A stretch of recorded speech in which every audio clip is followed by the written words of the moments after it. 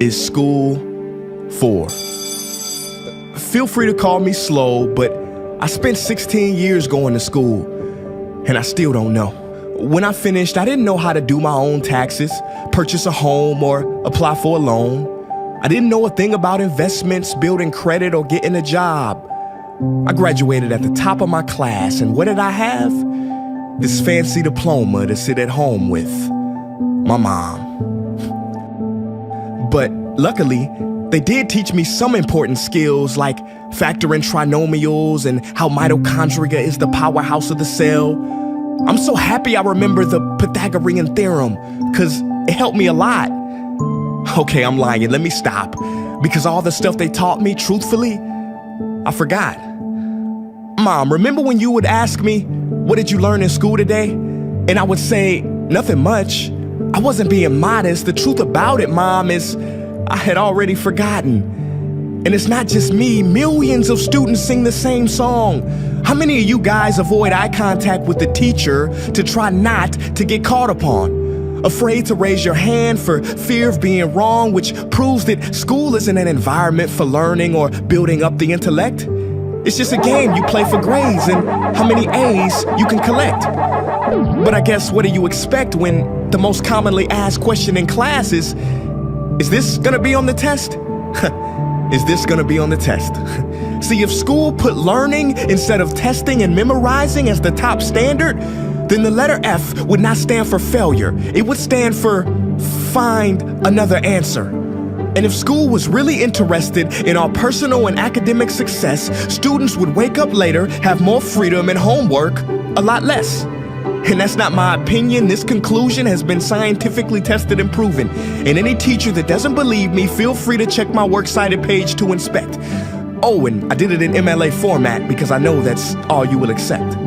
See, students would get more benefit from an extra hour of sleep than putting them through the torture of an extra essay, reading 150 pages, doing problems 1 through 60 on the worksheet, and having 3 projects due by the end of the week.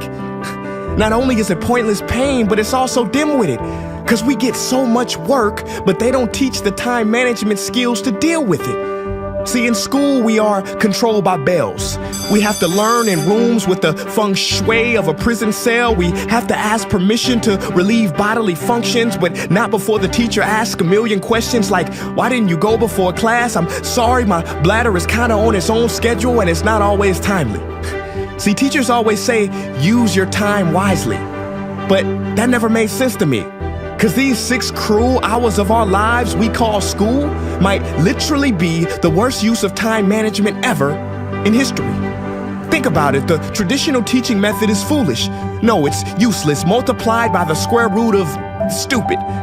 What they do is they cram information in your head, force feeding you, and then you throw it up on the test. That's not education, that's bulimia. And the more bulimic you are, the better you will do on their assessments. So it's no wonder why so many students graduate mentally and emotionally anorexic. See, school teaches you how to memorize dots. True education should teach you how to connect them. True education teaches you how to catch a fish. School teaches you, yeah, you caught the fish, but you didn't show your work, so it doesn't count. Throw it back. I'm just asking, what is school for? It's not education, that's just not true. If you still think that, you might be sniffing glue. See, the word education comes from the Latin root educe, meaning bring out, i.e. bring the gifts out of a person and make them viable. But school doesn't bring out much, it just stuffs more facts inside of you. Now some of that stuff is justifiable. We need reading, writing, and some arithmetic, that's fair. But are you telling me metamorphic and igneous rocks are more important than self-care? If suicide is the 3rd leading cause of death of ages 10 to 24, and Harvard studies suggest the biggest predictor for success is self-control and emotional health, then why the heck aren't we taught how to handle stress, bullies, or rejection? How about anxiety or depression? You know, skills we need for our entire lives. Bro, I don't even know how to cook. I'm honestly surprised I'm still alive. But hey, at least I can name all the battles that happened in the Civil War. Seriously, what is school for? Some say you need it to be successful, and that's something we do not doubt. But do you own a MacBook or iPhone? Did you know they both were created by a dropout? Are you watching this video on Facebook or YouTube? Doesn't matter which you choose. They both were created by dropouts. Ever use Snapchat, WhatsApp, shopped at Whole Foods? Well, thank a dropout. Does your home furniture come from IKEA? Okay, don't get the wrong idea. He was not a dropout. Don't be a fool. I mean, how could he drop out? Ingvar Kamprad, founder of IKEA, never even went to school. I know what you're thinking. He's just picking and choosing. There's millions who didn't go to school that aren't successful. Who is he fooling? And you're right. But open your history books and start perusing. You'll find the very people we idolize in school never really had formal and/or secondary schooling. I'm talking George Washington, Abe Lincoln. America's best presidents had zero school between them. Ben Franklin, Thomas Edison, shall I proceed? Ernest Hemingway, Mark Twain, Teddy Roosevelt, Margaret Mead. Now please, I'm not saying drop out, because some schools are great and many teachers are rare treasures. I'm saying that there's a difference between people who are smart and people who score better. I'm saying that your future is something that no test will ever measure. Even if that test begins in 3 letters like SAT, ACT, it's BS if they say those determine your LIFE. No, your destiny is in your hands. You must shape it to be great. So don't expect school to open doors, because it's more likely to slam them in your face. Sometimes I wonder about all the dreams lost in school and how much potential goes to waste.